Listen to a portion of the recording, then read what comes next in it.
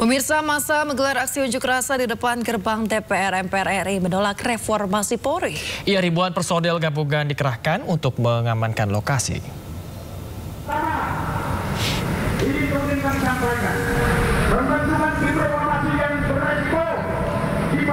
Massa berdemonstrasi di depan gedung DPR MPR RI membawa tuntutan bertajuk menolak reformasi Polri dan Polri adalah pilar demokrasi yang tidak boleh mati.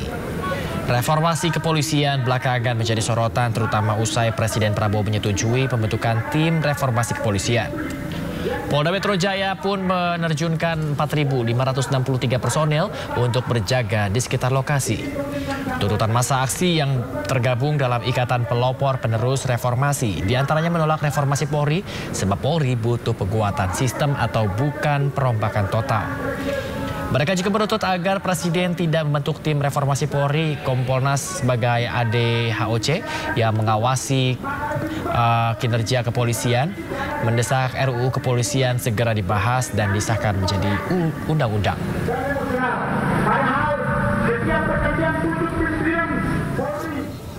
Orang bilangnya jadi saya nggak mau kepanjangan deh. Mungkin Bang Oscar ya, militer agar tidak terprovokasi. Sementara itu pemirsa, sejumlah massa dari sejumlah organisasi masyarakat lainnya juga turut menggelar aksi unjuk rasa di depan kompleks parlemen. Mereka membentangkan spanduk yang berisi tuntutan termasuk soal RUU perampasan aset. Massa menuntut agar RUU perampasan aset segera disahkan.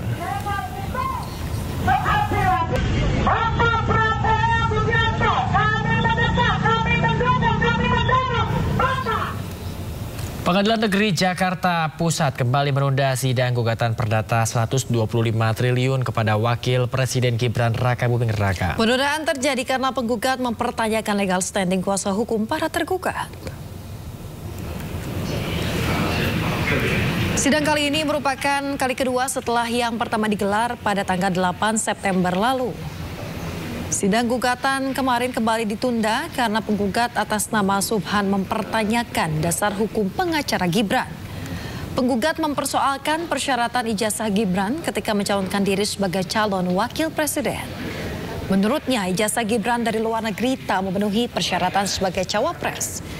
Akibatnya penggugat menuntut Gibran secara perdata senilai 125 triliun rupiah.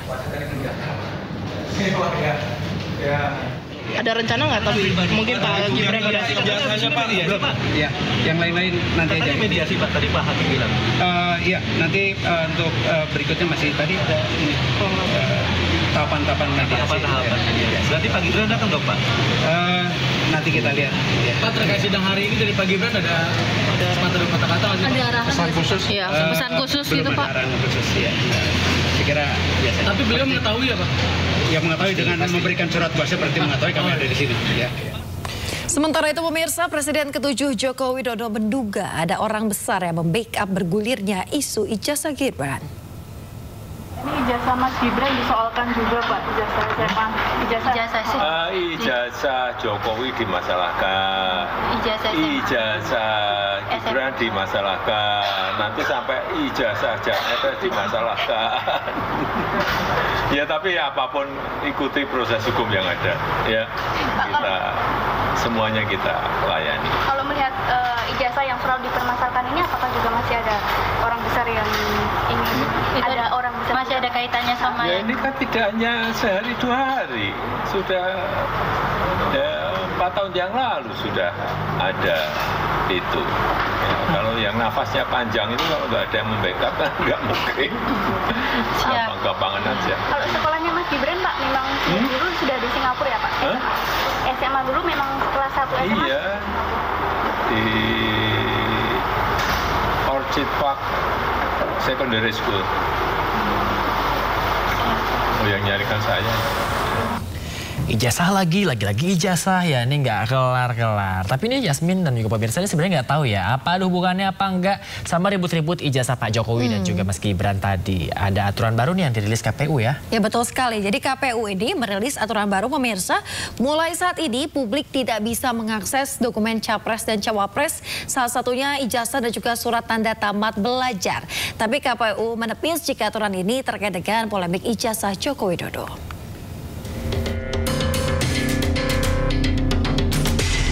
Tiba-tiba saja KPU menerbitkan kebijakan baru, isinya publik tidak bisa lagi membuka dokumen yang berkaitan dengan persyaratan pendaftaran Capres dan Cawapres. Dalam keputusan nomor 731 tahun 2025 itu disebut ada 16 dokumen yang tidak bisa diakses publik. Salah satunya ijazah dan surat tanda tamat belajar.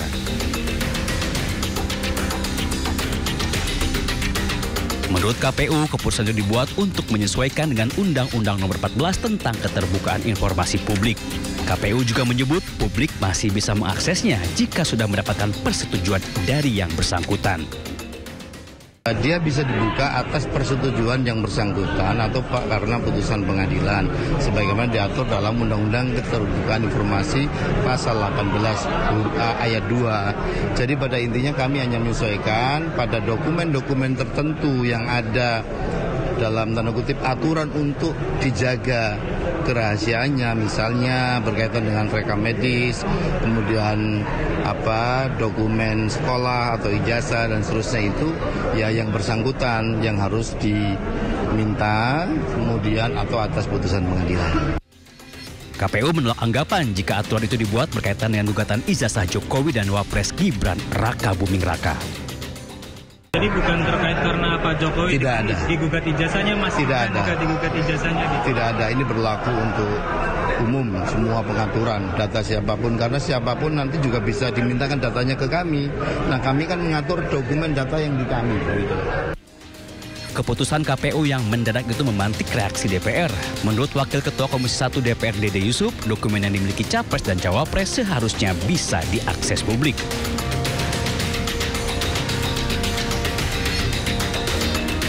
Berkaitan dengan polemik aturan KPU itu, DPR pun berencana memanggil KPU untuk meminta penjelasan. Tim Liputan iNews melaporkan. Pemirsa, DPR RI mengusulkan agar satu warga negara hanya memiliki satu akun media sosial pada setiap platform. Nah, usul ini disampaikan DPR agar media sosial tidak dimanfaatkan oleh buzzer.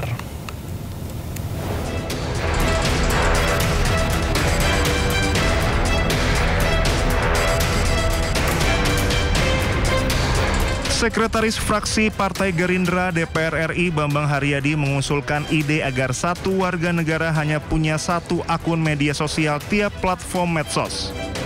Bambang menyebut ide ini untuk menghindari akun anonim maupun akun palsu. Bambang mengatakan informasi yang disampaikan di media sosial harus dapat dipertanggungjawabkan. Ia menyoroti fenomena akun anonim dan buzzer alias pendengung yang belakangan ini marak berseliweran di berbagai media sosial. Menurutnya, akun-akun anonim tersebut marak digunakan untuk melakukan kejahatan. Bambang Haryadi menegaskan usulan ini bukan untuk membatasi demokrasi, namun menjadikan suara masyarakat yang digaungkan melalui medsos adalah suara nyata dari warga itu sendiri. Bukan akun anonim atau buzzer yang bertujuan memframing kondisi untuk kepentingan kelompoknya. Sebelumnya dalam rapat dengar pendapat umum panja penyiaran dengan perusahaan Google, YouTube, Meta, dan TikTok di Komplek Parlemen Senayan, Jakarta 15 Juli 2025, anggota Komisi 1 DPR RI Oleh Soleh mengusulkan satu orang dibatasi memiliki satu akun media sosial. Ketentuan ini dapat membatasi seseorang memiliki banyak akun. TikTok dan YouTube semuanya ini dalam rangka memfilter akun ganda.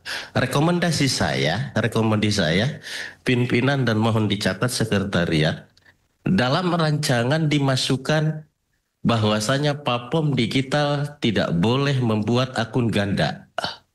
Saya minta ini.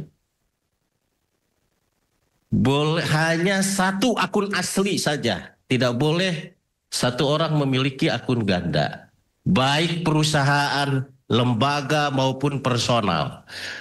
Karena satu-satunya cara itulah yang bisa menghandle berbagai ilegal konten-konten.